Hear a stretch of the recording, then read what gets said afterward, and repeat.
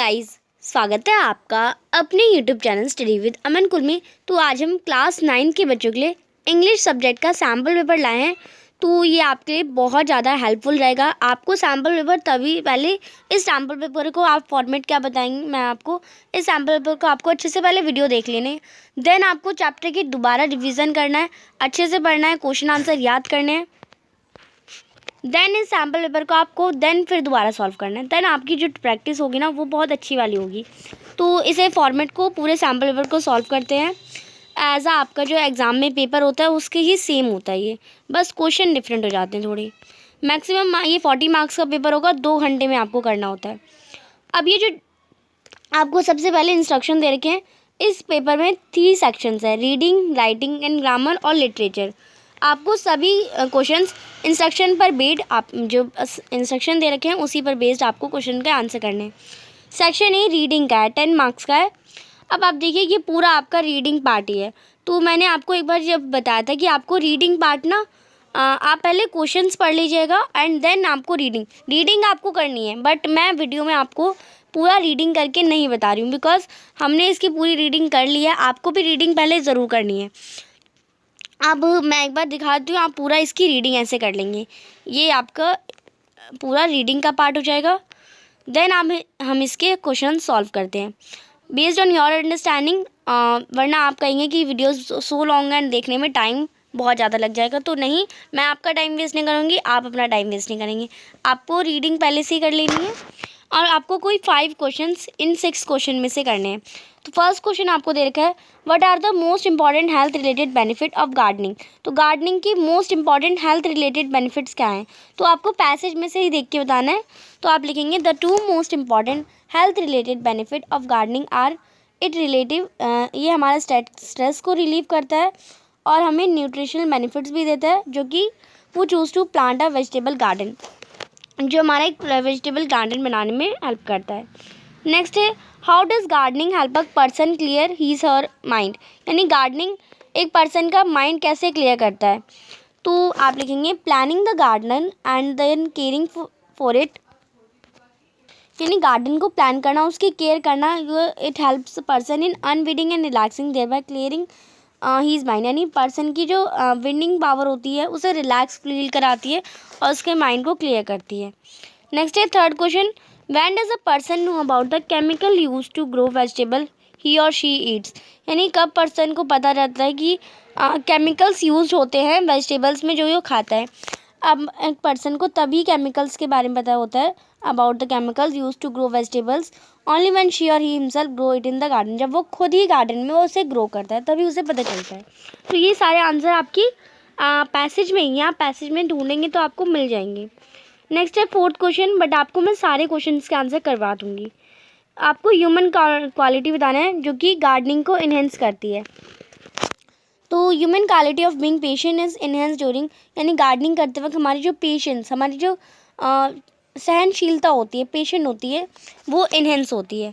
Next है fifth, which of the following words can replace the word enhancing. तो कौन सा वर्ड जो है इनहेंसिंग को रिप्लेस करती है। आपको लाइन 25 to 30 लाइन में है। तो आप देखिए जो डी यानी इनरिचिंग जो है वो इनहेंसिंग को रिप्लेस कर सकती है, इनरिचिंग। नेक्स्ट है six, according to you what are the use of gardening, mention any two. आपको आपके अकॉर्डिंग गार्डनिंग के क्या यूजेस हो सकते हैं, आपको 2 बताने हैं। तो गार्डनिंग हमारी फंक्शनल और रिक्रिएशनल यूजेस को बेनिफिट देती है, हमें रिलैक्सेशन देती है, basking in warm shining, and हमारी यूज़फुल प्रोड्यूस होते हैं जैसे फ्रेश हर्ब्स, फ्रूट्स और वेजिटेबल, इन्हें ग्रो करती है। तो ये आपका फर्स्ट क्वेश्चन हो जाएगा। फर्स्ट के आपको 6 पार्ट दे रखे थे, बट मैंने आपको 6 के 6 कराए, पर आपको करने ओनली 5 हैं पेपर में। अभी तो आप सारे कर लेंगे आपको, बट आपको पेपर में सिर्फ 5 करने, इंस्ट्रक्शन पे बेस्ड करेंगे। हर आपका 1 मार्क्स का था। अभी आपको सेकेंड जो है एक रिपोर्ट दे रखी है, एक्सपर्ट रिपोर्ट, और रिपोर्ट का टाइटल है रोड ट्रैफिक क्रैशेस। अब ये रिपोर्ट को आपको अच्छे से पढ़नी है एंड इसी पर बेस्ड जो क्वेश्चंस दे रखे होंगे आपको उसके आंसर करने हैं। तो on the basis of your understanding the passage आपको कोई 5 क्वेश्चंस करने हैं। फर्स्ट दे रखा है where do more than 90% of road traffic accident and injuries occur, यानी कहाँ पे 90% से भी ज़्यादा रोड ट्रैफिक एक्सीडेंट और जो घटनाएं होती हैं वो दुर्घटित होती हैं। तो आप लिखेंगे एक लो इनकम और मिडिल इनकम कंट्रीज़ में ये सब होता है।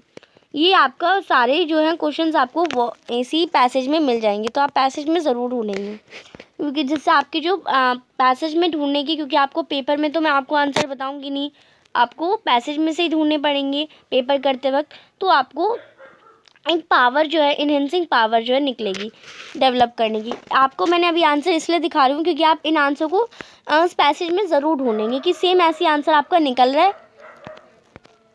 सेकेंड क्वेश्चन है why do you think that pedestrians and cyclist constitute a high proportion of road user in low and middle income countries. तो आप क्यों सोचते हैं कि जो साइक्लिस्ट होते हैं और पेडिस्ट्रियन होते हैं वो हाई प्रोपोर्शन होता है रोड्स पे लो और मिडिल क्लास कंट्री में?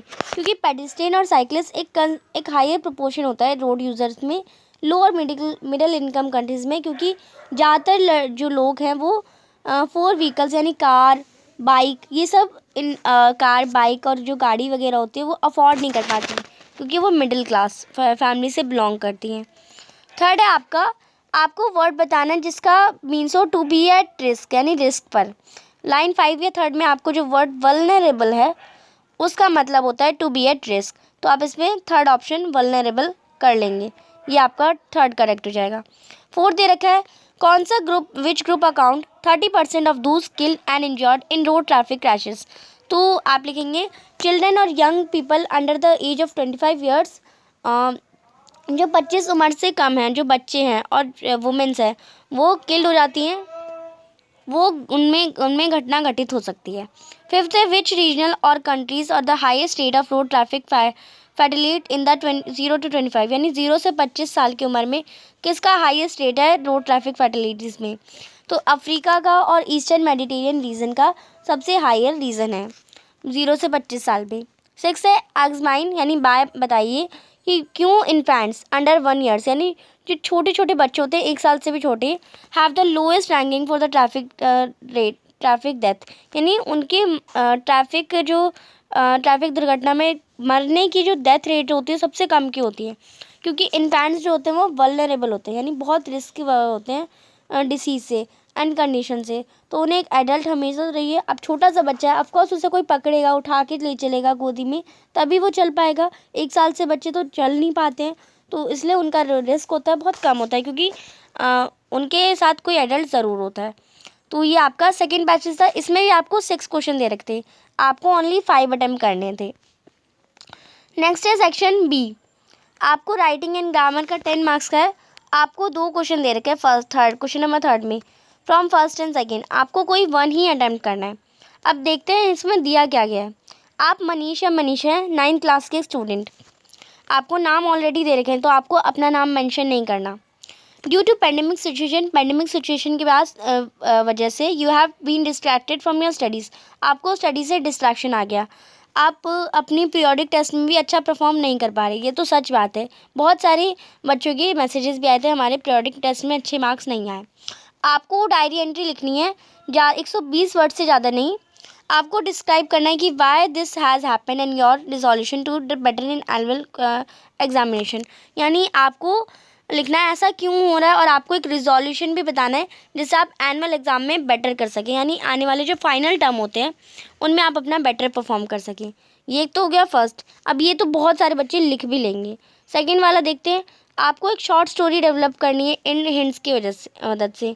Ranjit addicted to mobile phone, वो मोबाइल फ़ोन की लत लगी थी, ऑनलाइन क्लास भी अटेंड नहीं करता था, secretly goes with friend on a trip, parents के साथ एक दिन सीक्रेटली यानी एकदम चुपके चुपके चला गया ट्रिप पे, लॉकडाउन लग गया, वो वहाँ फंस गया, पेरेंट्स भी डर गए, एफर्ट्स बहुत लगे, get home after many days, अब बहुत दिनों बाद घर आए। तो ये आपको इन्हीं हिंट्स की मदद से आपको स्टोरी डेवलप करनी है। तो मैं यहाँ पे आपको डायरी एंट्री तो नहीं लिखवाऊंगी बिकॉज आपको डायरी एंट्री का अपना खुद का फॉर्मेट लिखना होता है, और शॉर्ट स्टोरी भी नहीं लिखवाऊंगी। आपको मैं इसका फॉर्मेट बताऊंगी। आपको पता है डायरी एंट्री कैसे लिखते हैं, आपको टाइम लिखते हैं, डेट मेंशन करते हैं, डी लिखते हैं, एंड फिर डियर डायरी, एंड पूरा आपका वो जो बेस होता है, एंड फिर आई हैव बीन स्लीपिंग या थैंक यू डायरी, ऐसा कुछ लिखते हैं। स्टोरी राइट, शॉर्ट स्टोरी में आप टाइटल लिखते हैं, उसका जो मोरल होता है, और स्टोरी लिखते हैं। अब आप फास्ट में आप जब डायरी एंट्री लिखेंगे तब आपको 3 बातें ध्यान रखनी है। डायरी एंट्री में आपका फॉर्मेट जो होगा, जो आपका ऊपर का कंटेंट होगा, date, time mention, dear diary लिखेंगे, वो 1 मार्क का होगा। कंटेंट आपका जो बीच का आप लिखेंगे वो 2.5 मार्क्स, 2.5 मार्क्स का होगा।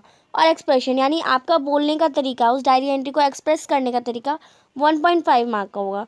तो मार्क्स मैंने बता दिया, आपको इसे अच्छे से मेंशन करके अच्छे से स्टोरी आपको डायरी एंट्री लिखनी है। ऐसी सेकंड में देखेंगे, आपको दोनों में से कोई एक ही करना है। आपको शॉर्ट स्टोरी लिखनी है तो उसमें शॉर्ट स्टोरी में आपका टाइटल, ओनली शॉर्ट स्टोरी का टाइटल 1 मार्क का होगा, बीच का कंटेंट 2 मार्क का होगा, और एक्यूरेसी यानी जो 1 मार्क होगा वो एक्यूरेसी का होगा, और फ्लुएंसी, और जो फ्लुएंसी है यानी आपकी स्टोरी राइटिंग, स्टोरी वो पढ़ने वाला जो है उसे अच्छी लगे, फ्लुएंसी जो होती है वो भी 1 मार्क की होगी। तो आपको इन सब का ध्यान रखते हुए स्टोरी लिखनी है। नेक्स्ट है क्वेश्चन नंबर 4। आपको ये जो पैराग्राफ दे रखा है वो एडिटेड नहीं है, यहाँ पे कुछ एरर्स हैं हर लाइन में। आपको एरर को फाइंड करना है और उसके करेक्शन लिखना है, एरर और करेक्शंस। आपको करेक्शन को अंडरलाइन करना है। The first has been done for you, first आपको दे रखा है। Obesity is now well recognise as. अब आप देखिए ये सेंटेंस गलत है। ओबेसिटी अब वेल रिकॉग्नाइज्ड है, रिकॉग्नाइज्ड होता है, तो रिकॉग्नाइज हमारा एरर है और इसका करेक्ट वर्ड हो जाएगा रिकॉग्नाइज्ड। फिर है a disease on its own right.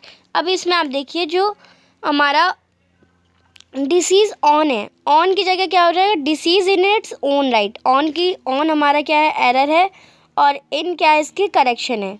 Next हमें देखा है through obesity commonly mean overweight, तो यानी इसमें क्या हो जाएगा, tough obesity commonly mean, mean जो हमारा इसमें एरर है, मीन्स जो रहेगा वो करेक्शन हो जाएगी, means.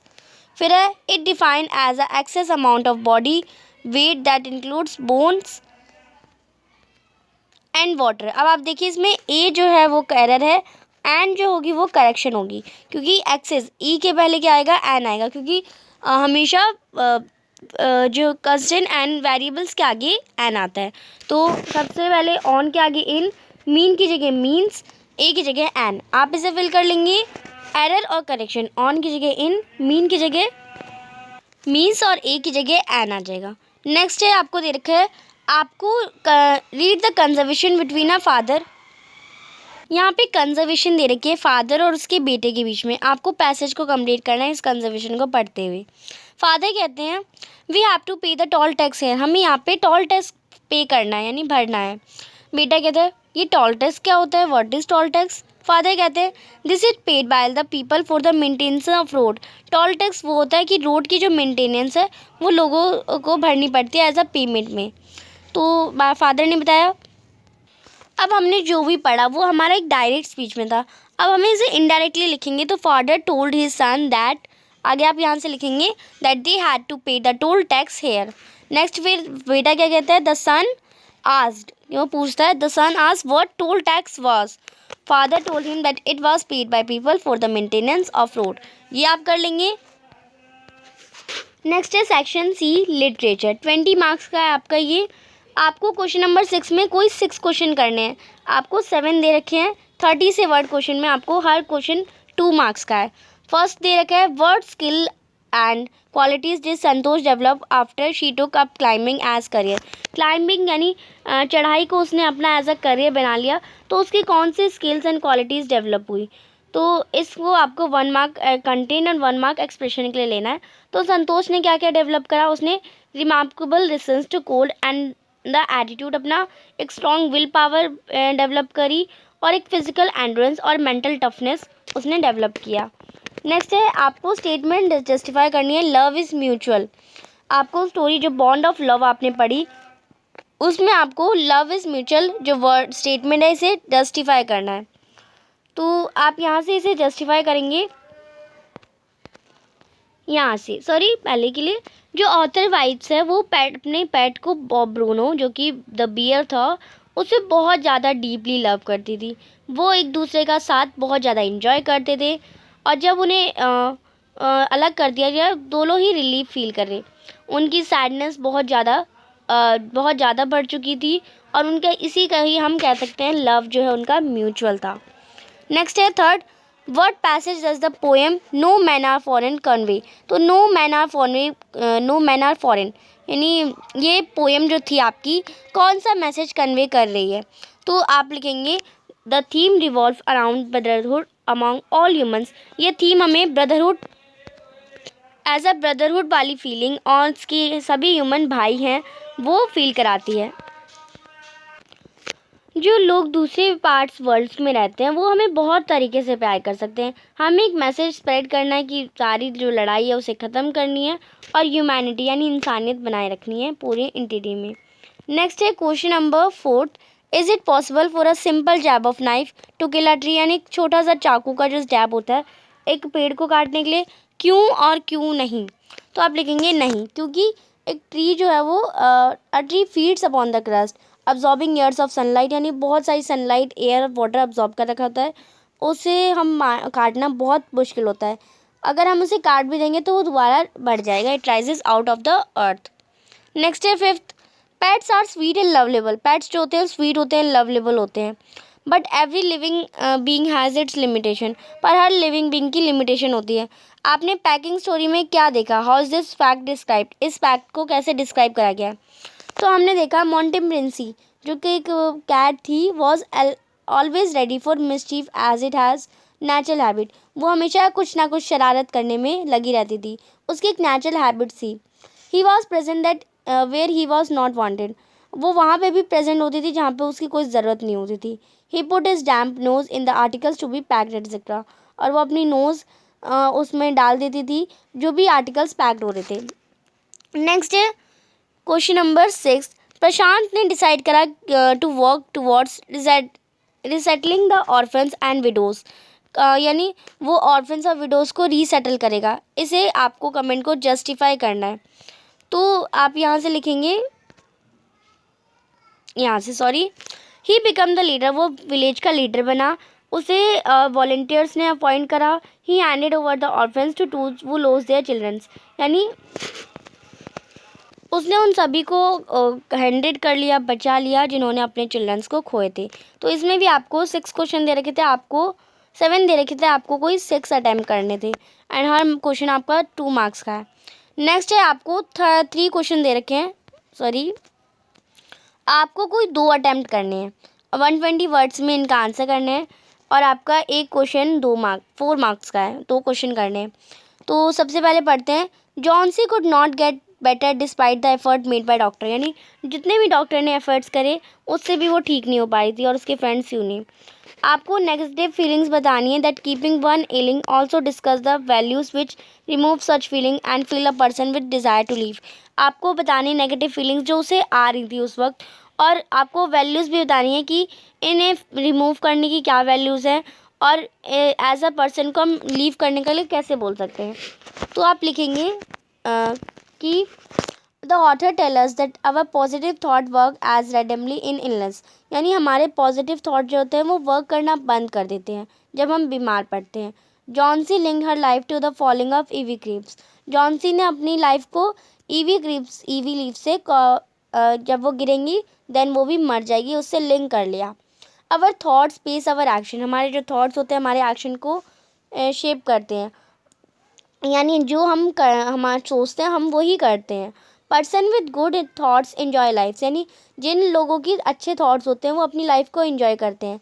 Positive and negative thoughts रूइन life. यानी जो नेगेटिव थाट्स होते हैं वो लाइफ को बर्बाद कर देते हैं। पॉजिटिव थाट्स जो होते हैं हमें हैप्पी रखते हैं और हमें एक सही पाथ को ले जाते हुए लीड करते हैं। जो स्यू एंड बेयरमैन थे उन्होंने पॉजिटिव थाट्स जॉन्सी में लाने की कोशिश करी। नेक्स्ट है question number 2, the narrator of the stories जो story a house is not a home, इसके नरेटर है ने कहा था would have continue to suffer miserably if the student of high school had displayed the concern and warmer towards him how what did the student do for the narrator, what values do you think guided him. जो narrator थे story के, उन्होंने बताया कि मिसरली behave हुआ, उसे high school में इतना अच्छा नहीं लगा। तो आपको बताना है कि what did student do for the narrator, narrator के लिए स्टूडेंट्स क्या करते और क्या वैल्यूज़ उन्हें गाइड करते। तो narrator classmates in new school help him in many ways, उन्हें टेक्स्ट बुक, क्लोथ्स और अदर यूजुअल थिंग्स के लिए हेल्प कर सकते थे। वो उन्हें अपने घर में इनवाइट कर सकते थे। The student showed genuine concern, और अपना एक जेन्युइन कंसर्न शो करते। नरेटर वॉज रियली टच्ड, और नरेटर बहुत ज़्यादा रियली उससे फील टच्ड हो गए, अटैच हो गए। द स्टूडेंट्स जो थे वो एम्पैथिक थे नरेटर के टुवर्ड्स, और नरेटर भी थे वो ओवरलैम थे। नेक्स्ट है क्वेश्चन नंबर 3। अब इसमें आपको 3 ही करने हैं, थर्ड भी मैं तीनों ही करवा रही हूँ, पर आपको कोई 2 अच्छे से रखने हैं, बट आपको पेपर में दोनों करने हैं, बट अभी आप तीनों ही कर लेंगे सैम्पल पेपर में।